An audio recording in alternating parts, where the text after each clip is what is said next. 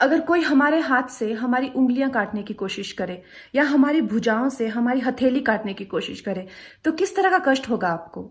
वही कष्ट पहुंचाया है चाइना ने हमें लद्दाख पर अपनी लालची नजरें गड़ा के, और वहां हमारी सीमा का एक एक इंच बचाते हुए हमारे 20 जवान शहीद हो गए हैं। क्या भूल पाएंगे आप उनकी माओं के आंसू, उनकी विधवाओं की चीखें और उनके बच्चों के दिए हुए बलिदान को?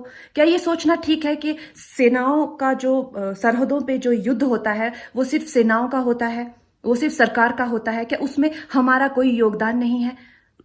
क्या हम भूल गए वो वक्त जब महात्मा गांधी जी ने कहा था अगर अंग्रेजों की रीढ़ तोड़नी है भारत में तो उनके बनाए हुए हर उत्पादन का बहिष्कार करना पड़ेगा?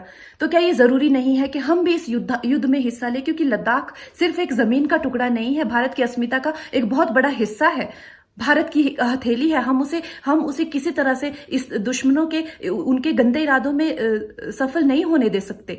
तो क्या हम लोगों को इसमें हिस्सा नहीं लेना चाहिए कि जो चाइनीज जितनी भी गुड्स हैं, जितने भी उनके प्रोडक्ट्स हैं, जिन भी कंपनीज में उन्होंने इन्वेस्ट किया हुआ है, उनसे उनको रिटर्न्स आते हैं, रेवेन्यूज आते हैं, ऑर्गेनाइजेशंस हैं, उन सब का बहिष्कार करें ताकि वो उस संपत्ति से जो यहां से इंडिया से इकट्ठी करके जाते हैं, उस संपत्ति से हथियार खरीद के हमारे सैनिकों के सीने छन्नी करते हैं। तो क्या हम इस युद्ध में हम चाइना का साथ दे सकते हैं? आप बताइए।